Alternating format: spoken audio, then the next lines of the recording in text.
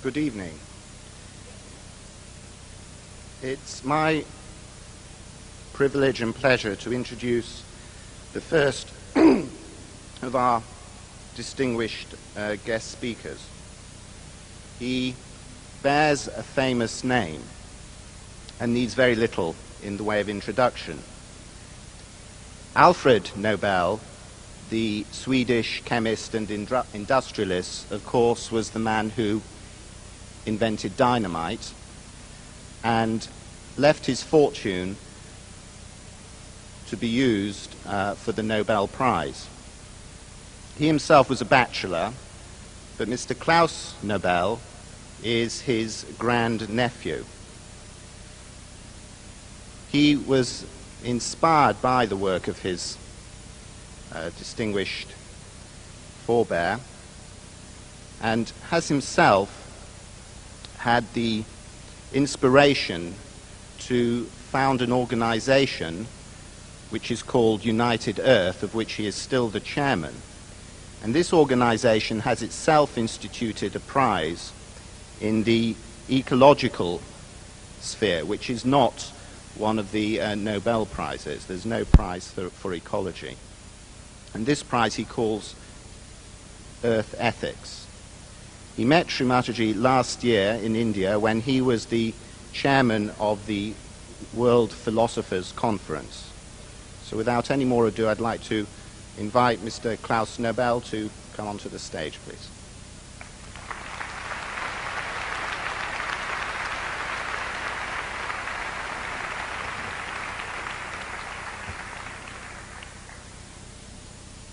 Well, indeed, life was full of surprises. After all, we are meeting here inspired by the message and work by Holy Mother Shri Mataji Nirmala Devi, and she is not here in body, but she's here in spirit.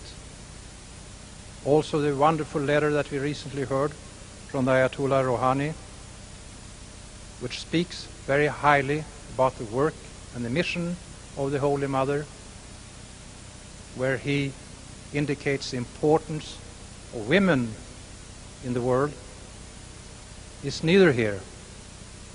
And frankly speaking, only 36 hours ago, I did not know that I would be here tonight at the Royal Albert Hall, addressing this audience. Still, I say, dear Holy Mother, and I also recognize her husband, Sir C.P. Srivastava, in the audience. And I say, most importantly, dear friends, fellow seekers of truth, are you out there? Because with all this light, I can only see about 20 people in front of me. So say yes if you are here, then I know. Ah.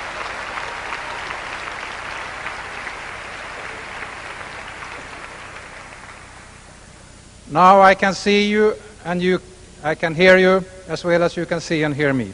With that said, I want to say I have a vision.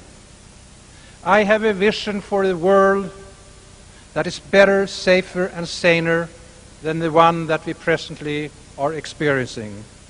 It is a world where people live in harmony and peace with themselves and in harmony and peace with nature. Now those words are vast, it's a bold vision. Do I have a practical way of going from vision to reality? Yes, I will share that with you. And I will share it and indicate the tone of the meeting by 10 small words. And they indicate how this global world transformation shall be undertaken.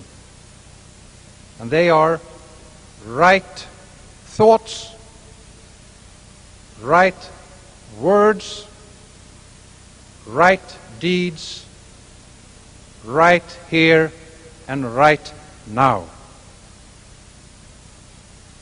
The key word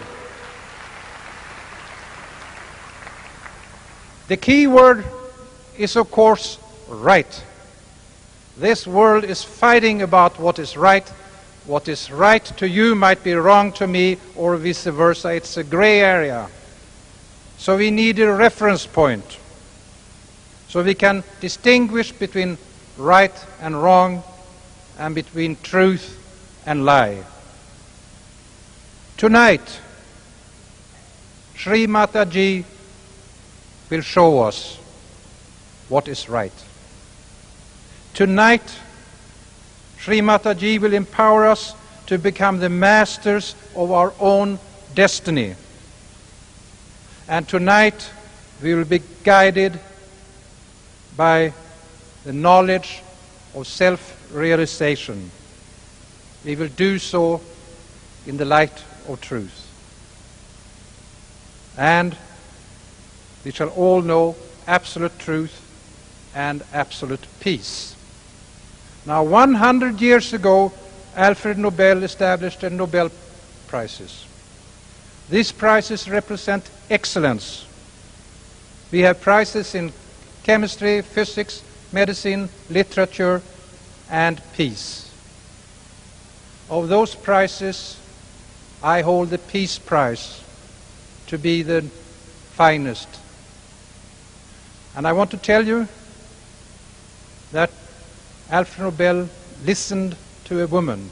He listened to his secretary, Bertha von Suttner, in Paris 100 years ago, when she said, "Dr. Nobel, you should use your vast fortune for betterment of the world." Tonight, we are listening to another woman. We are listening to the message of Shri Mataji. However, I'm very much inspired, first by my uncle, and later on you'll hear by Shri Mataji. Alfred Nobel talked much about peace. He was frightened that his awesome explosive dynamite, which cleared up land for harbors and tunnels, could also be used for warfare. Today, in the arsenal of military systems, it's like a small firecracker. But at that time, dynamite was the most awesome destructive material. Now, Alfred Nobel thought basically about peace as absence of war. But I assure you that peace is much more than absence of war. And I see that peace exists in 4 specific areas. The first area is the peace that an individual has in him or herself.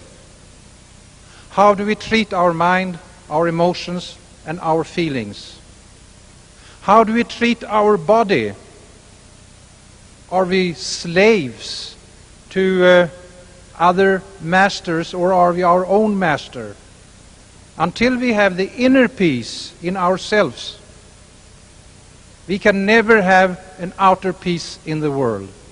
And the safest and best way of finding world peace is to have mass movements that includes all religions and philosophies, all enterprises, whether they are of political or scientific nature, to realize what inner peace is. And that's what we are talking about tonight. Self-realization. What does self-realization mean? Well, it means that we are realizing something, but what is the self? Ladies and gentlemen, the self in us is the divine cosmic powers that exist in each and every individual, but which is dormant in most people around the world.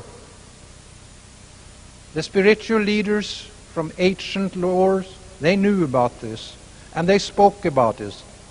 But this secret of secret has been suppressed deliberately until Shri Mataji, with great courage and great wisdom, being an old soul, who decided by herself to come back to the earth at this critical time in our history in order to share her knowledge and wisdom, which is the Sahaja Yoga, which is instant self-realization, which is to activate the dormant principle that we all have, the Kundalini, and have the Kundalini to raise up, and thus we become what it says in the Bible: you are created in my image.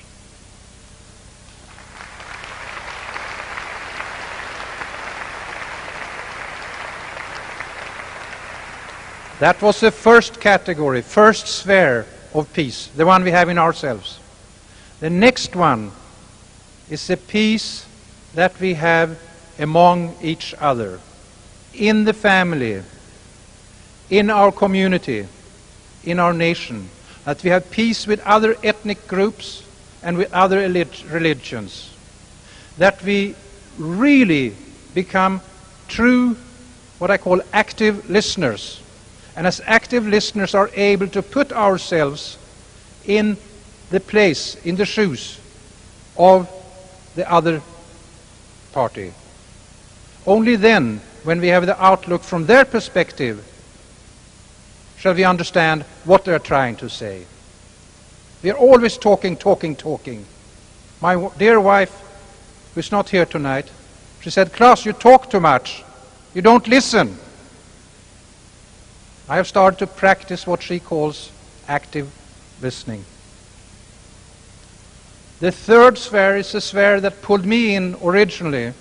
After all, I'm a European Swedish businessman. Why am I up here speaking the language of spirituality and saying that that is where the hope of the future exists? I'm doing so because I have a deep and profound reverence for nature. As the Nobel Peace Laureate Dr. Albert Schweitzer said, after he had worked trying to distill a phrase that contained everything that he knew, everything he wanted to say through his philosophy, Dr. Albert Schweitzer coined the phrase, reverence for life. Nature is nothing but a plethora of examples of life in its multifaceted version. And I tell you, dear fellow seekers of truth, we humanity today, in our ignorance, in our greed, and in our lust for power, we are in the process of destroying the very thing that makes this planet unique, and that is life on Earth.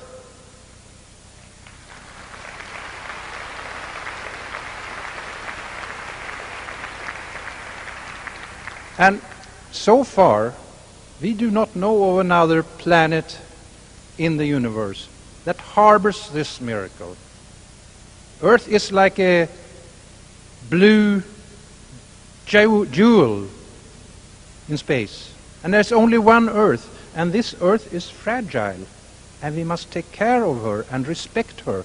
Earth is also called nature. We cannot break the laws of nature. We must live by the laws of nature. If we break them, Mother Earth will break us. And we are only one species of, we do not know how many species we have, 5, 10, 15 millions. But this we know, and this has been proven by the world's foremost scientists in Harvard University, United States, Dr. Edward O. Wilson. We are today bringing to extinction 250 species per day. That is as if we are deliberately and willfully pulling out thread after thread after thread of what consists the fabric of life. And Mother Nature will not let us continue doing that without correcting us as naughty children. The fourth sphere of peace is the peace that we shall know between ourselves and God. Any religion or any group who raises their arms and destroys